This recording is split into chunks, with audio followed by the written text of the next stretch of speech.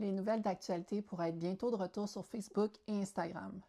J'espère que vous avez remarqué que depuis 2023, il n'y a plus de nouvelles d'actualité de grands journaux, par exemple, sur Facebook et Instagram. Ça, c'est à cause de ce qu'on appelait avant la loi C-18, qui est devenue la loi sur les nouvelles en ligne, une loi fédérale, qui avait comme mécanisme, en théorie, de demander de l'argent aux géants du web en échange de leur utilisation des articles journalistiques. Comme ça, les grands médias qui ont pas mal de difficultés à trouver un modèle d'affaires viable à cause que toute la publicité va plutôt du côté des géants du web, pourraient au moins avoir un peu d'argent pour continuer leur fonctionnement.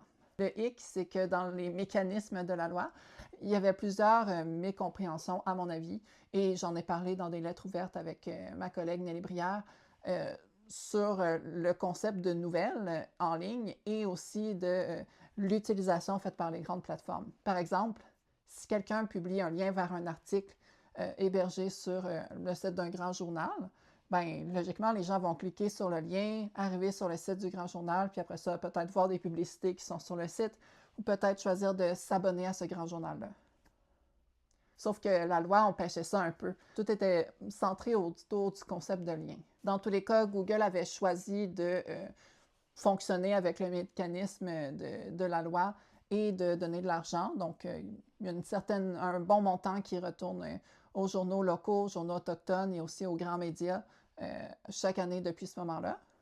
Facebook, quant à lui, a refusé de payer pour les nouvelles en ligne qui étaient publiées par les utilisateurs et utilisatrices de toute façon. Donc, à la place, ils ont juste bloqué chaque fois qu'un lien mène vers un grand journal, puis ils ont bloqué aussi les pages des grands journaux.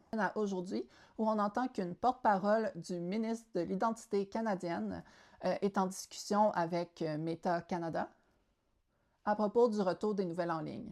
Même que Meta Canada, l'année dernière, en octobre, avait mentionné sa volonté que les nouvelles reviennent sur la plateforme.